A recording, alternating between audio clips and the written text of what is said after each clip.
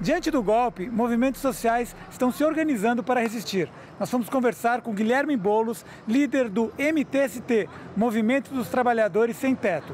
Mas antes, você precisa conhecer o essencial.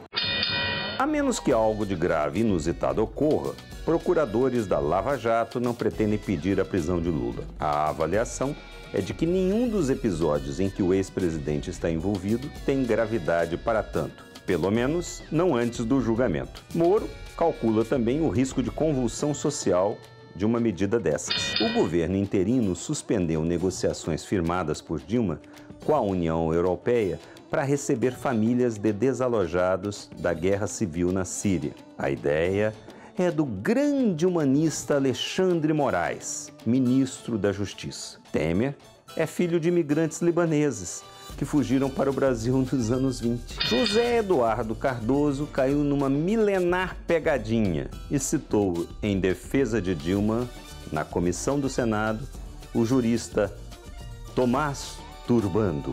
Não ficou claro quem armou a piada, mas o ex-ministro deu o nome e continuou solando como se não houvesse amanhã. Faltou só lembrar da doutora Paula Tejando.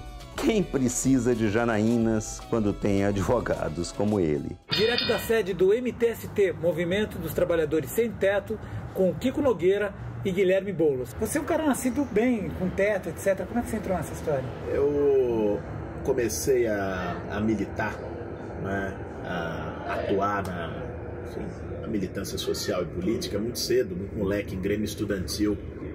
E naquele momento já comecei a me dar conta das contradições, das desigualdades brutais que nós temos na sociedade brasileira. No MTST, e acho que em boa parte dos movimentos sociais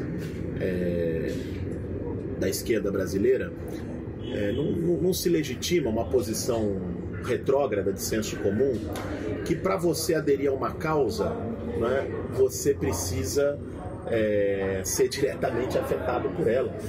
Existem lutas importantes de dignidade, gerais por transformação da sociedade, e é mais do que legítimo que as pessoas se identifiquem não só a demandas e a necessidades, mas se identifiquem a princípios, causas e projetos. Guilherme, a gente estava conversando agora, caiu mais um ministro, o terceiro em um mês. Esse governo vai para onde? Essa turma se acostumou a começar pelo presidente interino e ilegítimo, Michel Temer, se acostumou a atuar na sombra. O PMDB nunca teve nos holofotes, né? Ele era a eminência parda que exercia poder, mas nas sombras. E agora, vindo aos holofotes, começa a cair. Tanto é que o Cunha vem roubando, não é de hoje, mas nunca foi muito comum. O Ciro Gomes falou uma coisa interessante, logo que o Cunha assumiu a presidência da Câmara, dando declaração, dizendo, bom, no meu tempo, bandido ficava na sombra, é melhor para os negócios, né? Agora o cara quer ser presidente da Câmara.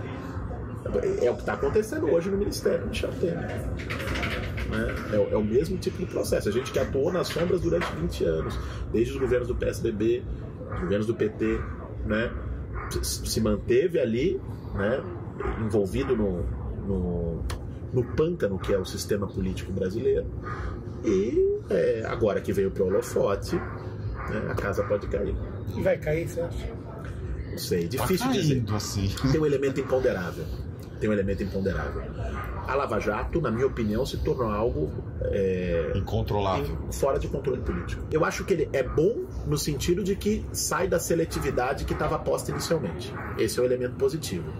Agora, um judiciário sem qualquer tipo de controle social é um judiciário que passa por cima das leis, né, da Constituição. Vazamento não está previsto na Constituição. Condução coercitiva sem intimação prévia não está prevista na Constituição. Prende, né? Tudo porque um juiz autoriza. Ninguém explicou ainda qual é o critério que estão usando para aceitar ou não aceitar determinadas delações premiadas. Isso é legal, é contra os políticos de sempre. Espera um pouquinho. A tese do domínio do fato, utilizada no julgamento do Mensalão pelo Joaquim Barbosa, essa tese já está sendo utilizada contra movimento social. Você acha que o Lula vai ser preso? Eu não sei. Eu acho que seguramente o Sérgio Moro quer prender o Lula, já demonstrou isso mais de uma vez. É louco para prender o Lula, deve dormir pensando nisso e acordar pensando nisso. Por quê? Né? O sentimento de um advogado que virou juiz de classe média de Maringá, que veio talvez com ideia de justiceiro, talvez a psicanálise pode responder, a mãe dele, o pai dele, eu não sei. Agora, o fato é que o cara já demonstrou que quer prender o Lula. Se ele fizer isso, né, que acontece? Sem haver nenhum tipo de prova consistente, olha, eu acho que vão jogar gasolina na fogueira que já está o país. A questão é a seguinte, com todos os limites e as críticas que se tem ao Lula, né, o Lula é ainda visto pela sociedade brasileira como a maior liderança social desse país. No auge do desgaste, o Lula sofrendo um bombardeio brutal, com a condução coercitiva, com vazamento dos áudios, o cara subiu 5% das intenções de voto. Prendê-lo e ainda associado a um governo sem legitimidade, num período de muita instabilidade social, é brincar com tudo. Eles que não pensem, de onde estiverem ouvindo, que este povo vai se calar. Eles que não pensem que acabou por aqui. Já tem e vai ter muita luta e muita resistência no nosso país. Muita! Não tem arrego!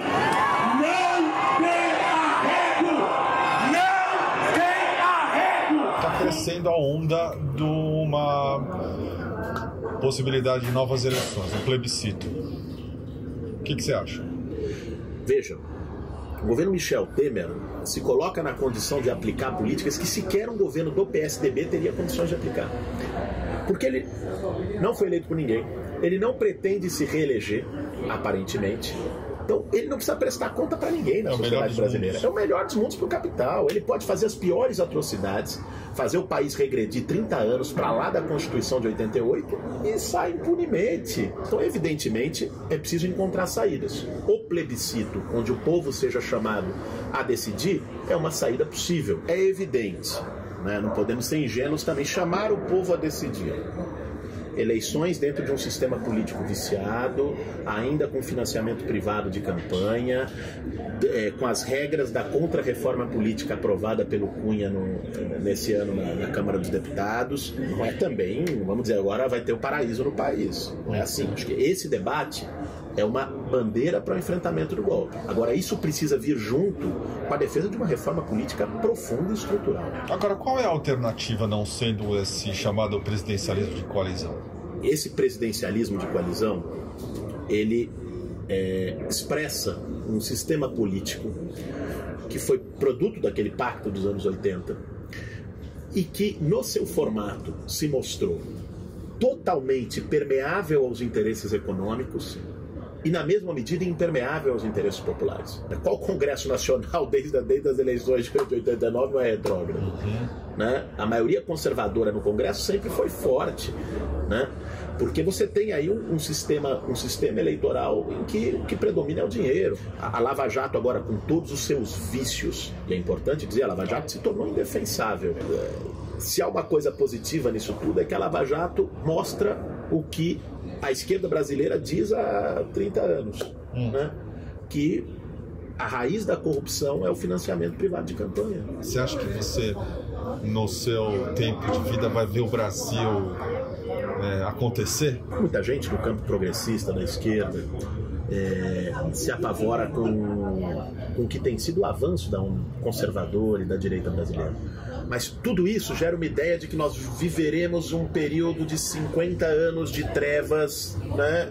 E que a direita vai ter um longo ciclo no Brasil. Eu não vejo dessa maneira.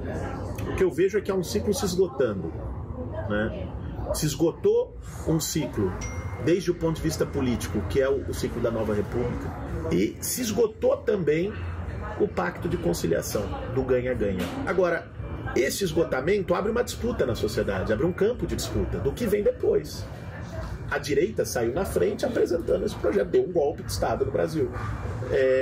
Agora, esse mesmo caldo abre possibilidades para a reinvenção da esquerda brasileira. Isso não é um fenômeno só daqui, é um fenômeno internacional, porque está relacionado também à crise econômica internacional e é uma crise desse modelo democrático. Você pega a Espanha, né?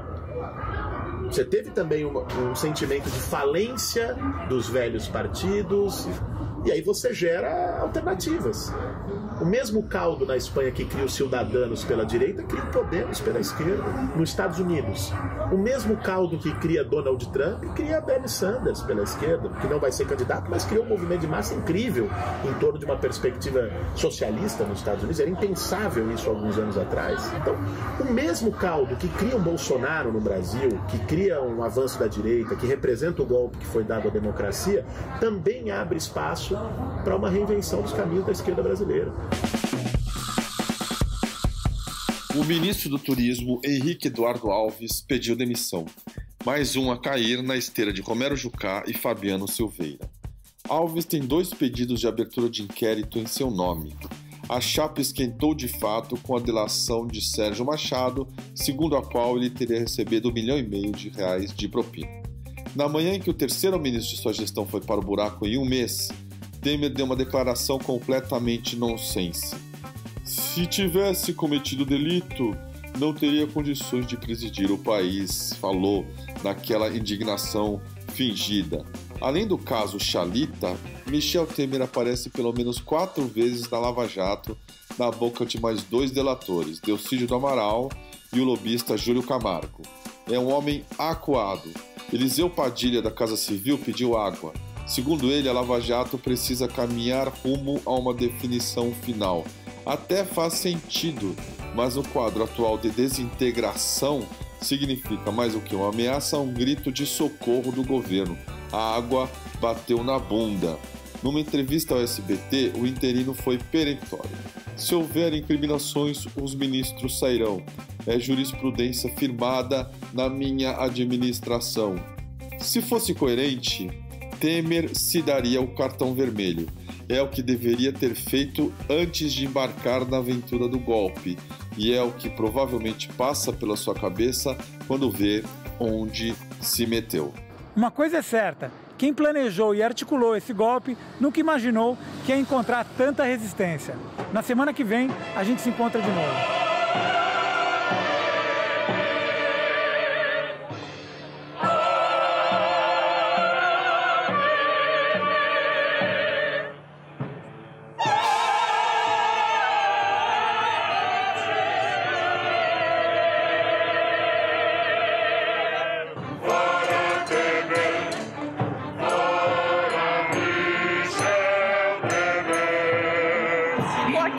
Representando Sueli, mas represento a mulher negra, moradora da Baixada, com mais de 50 anos, que é a classe mais excluída desse país.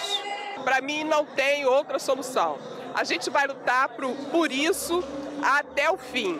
E Temer não vai governar. Não vamos sair da rua um único instante enquanto a democracia não for estabelecida. A nossa unidade vai se dar nas bases. A nossa unidade vai se dar derrotando um projeto de cidade que transformou o Rio de Janeiro numa das cidades mais caras e mais injustas do Brasil.